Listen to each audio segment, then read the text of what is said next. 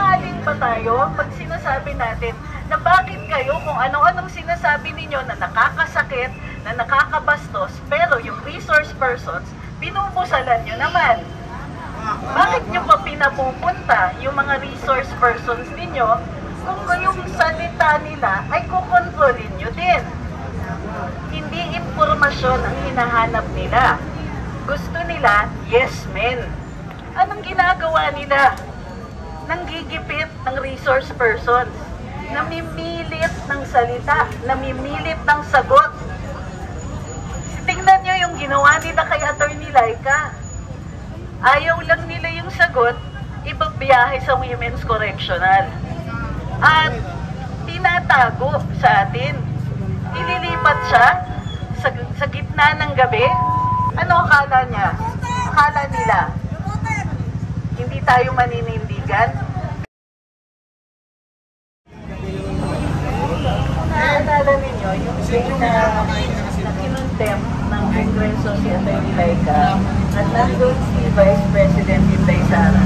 Nanawagan kami na pumunta tayo doon sa Veterans Hospital or doon sa St. Louis or doon sa house. Ang role natin doon ay maging saksi. Maging saksi tayo araw-araw na ginagawa ng gobyerno natin ang pag-iipit sa ordinaryong mamamayan. Doon sa ginawa nila sa ating Vice Presidente, nakita natin na kahit na ikaw ay pangalawa sa pinaka-powerful, pangalawa sa pinaka-popular, pinaka-popular pala siya, sorry, siya yung mas popular pala, my bad. Yung kahit may 32 million ka na boto, hindi kasi, kahit ikaw pa ay vice-presidente, ang karapatan mo, pwedeng i-oppress, pwedeng ilabag. Minsan, nararamdaman natin na yung saligang batas, kayang-kaya nilang i-ignore, kayang-kaya nilang pairan yung gusto nila. Mangingibabaw yung gusto nila doon sa ating karapatan. Nung ginawa yung 1987 Constitution, tayo bilang mga mamamayan, nilagay natin doon kung ano yung values natin, kung ano yung pinahahalagahan natin. At isa sa pinaka-pinahahalagahan natin, yung karapatan natin magsalita at magpahayag. Ngayon, ang mga leaders natin, they take action, katulad ng ginagawa ni Vice President Inday. Tayo, nagiging saksi. Tayo, naninindigan. Kasi, ang mga ancestors natin, mga ninuno natin, pinanindigan nila yung pinakamahalaga para sa kanila, yung kalayaan nila. Kung maaalala ninyo, ang revolusyon, ano yung naging dahilan? Follow Caesar Vicious at saka yung secularization. Mahalaga yon, enough para magkaroon ng revolusyon. Ngayon, mayroon tayong karapatan magsalita, magpahayag. May karapatan tayong mamili kung sino yung mamumuno sa atin. May karapatan tayong magpulong-pulong at magbigay ng hinanakit sa magpetisyon na sagutin ang ating mga hinanakit. Pero sa nakikita natin araw-araw, kahit magsalita sa mukha ng pagigipit, kahit yung pagsasalita para ipagtanggol ang karapatan, hindi ng karapatan natin, ngunit karapatan ng isa sa minamahal nating mga kawani ng gobyerno.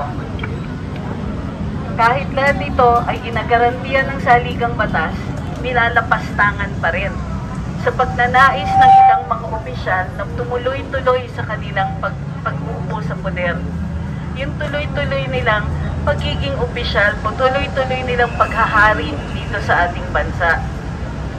Ngayon, may hamon ng kasaysayan sa atin. Kung ang ating mga ninuno, may nakita silang napakahalaga na willing silang panindigan yung value na yon, mayroon din tayong pagkakataon ngayon. Pagkakataon na hinahamon na naman tayo ng ating kasaysayan. Maaari nating tanggapin itong hamon na ito. Ang hamon ay muling maging saksi sa panggigipit, sa opresyon. Muling tumindig, muling magsabi na hindi natin tatanggapin yung ginagawa sa atin. Hindi natin sinasabi na gagawa tayo ng illegal. Dahil ang pagtatanggol sa ating karapatan ay karapatan din. Nandyan yan sa ating saligang batas. Binigyan tayo ng sandata.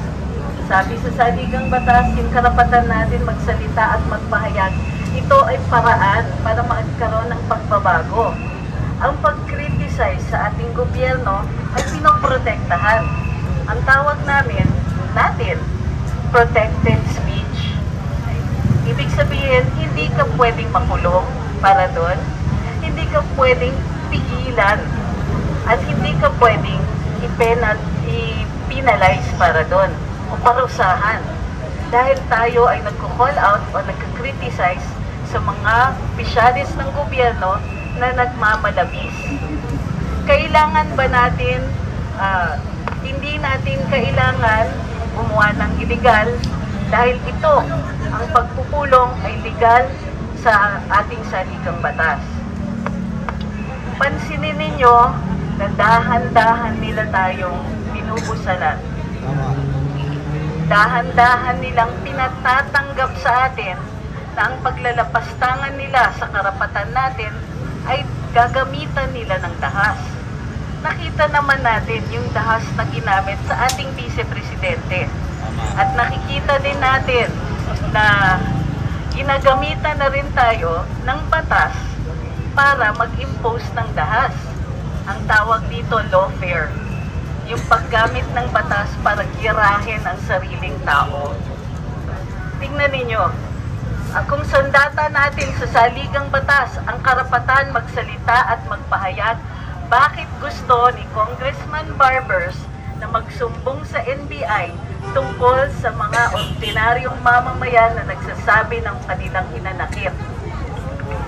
Hindi lahat ng ordinaryong mamamayan ay aware dun sa mga limitasyon ng batas. Kung kaya't sinasabi ng Korte Suprema, protektado tayo pag nagka-criticize tayo sa ating mga opisyales tungkol sa kanilang trabaho. Pag tayo'y nakakapuna sa ating mga kongresista tungkol sa nagmimistulang pagmamalabis o dun sa tingin natin ay pagmamalabis sa ating mga ordinaryong mamamayan, protected speech yan. Bakit ginagawa ni na Congressman Barbers ito sa atin? Kasi nasasaktan sila. Nasasaktan sila sa paggamit natin ng bukod tanging sandata na ginagawa ng ating saligang batas. Yung ating pagsasalita, minsan kahit yung pag-joke natin na social media, valid criticism yan. Totoo naman masama yung grammar ng isang kongresista dyan. Sinungaling ba tayo pag sinasabi niya natin na mali siya? Sinungaling ba tayo pag sinasabi natin na bakit kayo kung ano-anong sinasabi ninyo na nakakasakit, na nakakabastos, pero yung resource persons, binubusalan nyo naman. Bakit nyo pa pinapupunta yung mga resource persons ninyo kung yung salita nila ay kukontrolin nyo din? Hindi impormasyon ang hinahanap nila. Gusto nila, yes men. Gusto nila, nakikita naman din natin kung paano nila ginigipit yung mga resource persons para magsalita nung sa mga gusto lamang nilang marinig. So under attack ngayon, ang ating karapatan magsalita at magpahayag. Kung katatawa naman talaga, ano yun? Bawal tayo tumawa? Kung mali-mali naman talaga sila, kung oppressive sila, bawal punain. Kailan nangyari yun? Martial law na ba? Parang playbook ni martial law, ng martial law 1. Ang diferensya lang, panahon ni Marcos, tumututol yung Kongreso. Dito, panahon ni Marcos Jr., kakampi niya ang Kongreso. At kung anong ginagawa ng Kongreso sa ating ordinaryong mamamayan, kung hindi magsasalita ang presidente para ipagtanggol niya ang karapatan natin, bakit pa siya nagpresidente? Bagsak! So, ngayon, parang pinaliliit nila yung tinatawag natin na democratic space. Pinaliliit nila yung mga pwede tayo magsalita at magpahayag kasi ayaw nilang masaktan.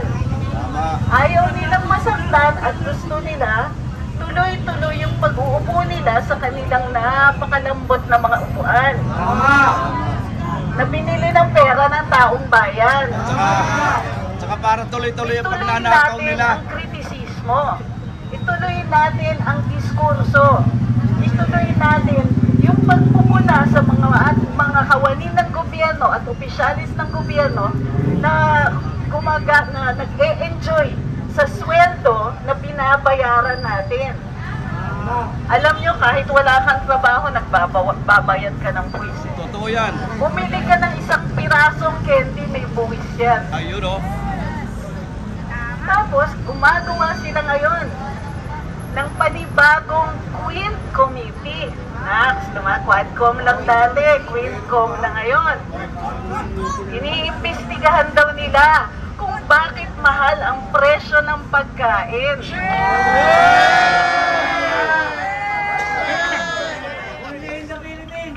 Dalawang taon na natin tinapanawagan yan. Tumataas ang presyo ng pagkain pero tuloy-tuloy kayo sa panggigipit ng Vice President. Anong kinalaman ng panggigipit kay Inday Sara sa presyo ng bigas na pinangakong 20 pesos per kilo?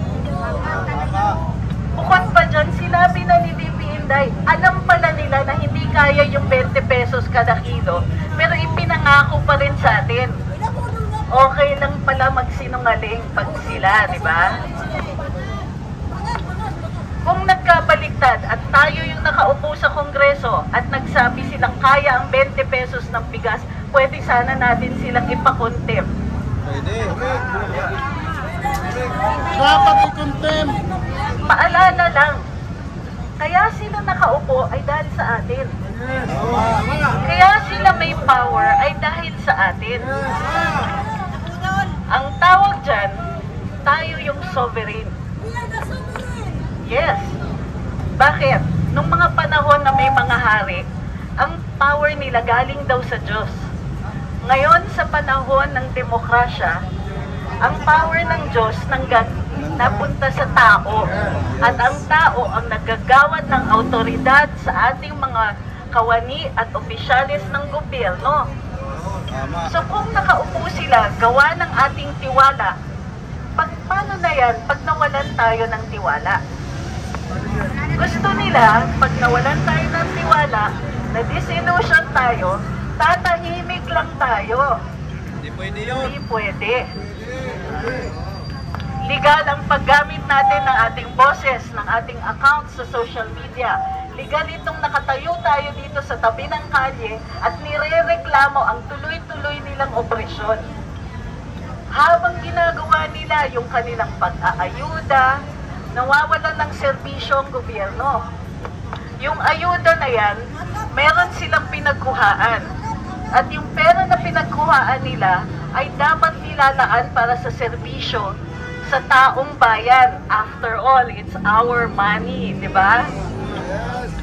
Pera natin, itinransfer nila doon from public works, from education, from health, from criminality, from law enforcement, at binigay sa mga congressman para mag-distribute bilang ayuda. Ibig sabihin yan, less ang government services. Bawas ang serbisyo ng gobyerno para sa atin, bawas yung pagkakataon na ma-address ng ating mga kapulisan ang kriminalidad, mas interesado sila na maglagay sila ng mga pulis na nakabantay sa atin. Kesa nandun sa labas sila at naghuhuli ng mga drug pusher. Tayo pa talaga ang tinutukan. Wala na silang huling drug poser dahil mismo sila may hawak. So ano ngayon ang sinasabi nila? Pag nagsalita tayo, inciting to sedition daw yun. Pagka nag-criticize daw tayo sa ating mga opisyalis, inciting to sedition, okay. Gusto nila ng ganyanan, pues, ililimita natin ang kritisismo natin doon sa tunay nilang ginagawa. Mas masakit yun. Bakit? Eh kasi nga, totoo naman na masama ang grammar ng isang kongresista dyan. Tama. Mayroon nagkautal. Totoo naman na pikon sila dun sa mga sinasabi natin. Kahit totoo. Walang inciting to sedition kung pinapahayag natin yung nakikita nating ginagawa nila. Anong ginagawa nila? Nanggigipit ng resource persons, namimilit ng salita, namimilit ng sagot. Tingnan nyo yung ginawa nila kay Attorney Laika. Ayaw lang nila yung sagot, ibabiyahe sa Women's Correctional. At tinatago sa atin. Ililipat siya sa gitna ng gabi. Ano akala niya? Akala nila hindi tayo maninindigan, kaya tayo nananawagan. Kaya tayo nagpapunta ng mga tao sa Congress at sa veterans kasi tayo ang saksi. Tayo po ang sumasaksi sa kanilang mga mali. Ang mga krimen na ginagawa nila ay nangyayari sa dilim, nangyayari ng patago. So dapat nagsasalita tayo kasi naninindigan at sumasaksi tayo sa mga mali nilang ginagawa. Hindi po inciting to sedition pag nagsasaksi tayo sa kanilang pagmamalupit. Tandaan po natin, itong pagpupulong, kahit maliit na grupo, ay isang malaking mura sa mukha nila. Ito ay isang malaking pag-resist. Tayo po ay nagsasabing hindi tayo papayag na i-oppress tayo. Ayaw nila tayong magpulong, magpupulong tayo. Hindi sila mas mataas kaysa sa saligang batas. Hindi nila tayo pwedeng patahimikin dahil ginarantiya ang ating pananalita, ang ating karapatan magsalita. Hindi tayo pwedeng i-disperse dahil ginaranti yung ating karapatan na magpulong ng mapayapa. Andito tayo ngayon at andito ako ngayon. Magpupulong tayo every time we have a chance to do it.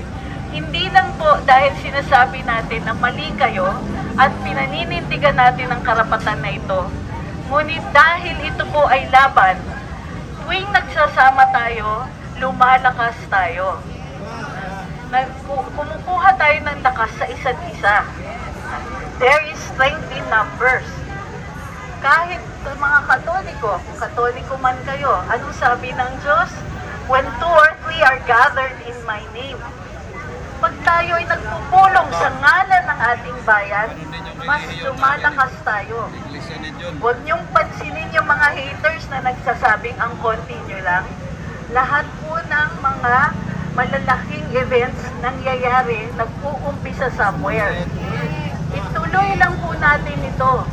Ako po ay nakakakuha ng lakas sa inyo at sana nakakashare tayo sa isa't isa ng ating paninindigan. Strength in numbers, dadami tayo. Dadami tayo kasi tama tayo. Dadami tayo kasi ito po ay ating karapatan na ipakita na hindi na tayo masaya dun sa mga taong nilulok natin sa pwesto. Maraming salamat at nakita ko na naman kayo. Thank you for being here. Thank you po at mapayapa ang lahat. Maraming salamat dahil kaya natin ipakita ang mapayapang paninindigan, ang mapayapang pagpupulong, ang pag-exercise natin ng ating karapatan sa isang paraan na legal. At bukod sa hindi tayo nakakaantala, tayo rin po ay nakakapagbigay impormasyon sa ating mga kababayan na posibleng hindi pa aware dun sa mga pangyayari sa paligid at sa gobyerno. So muli, maraming salamat. Ang saya-sayang makita kayo ngayon. Maraming salamat!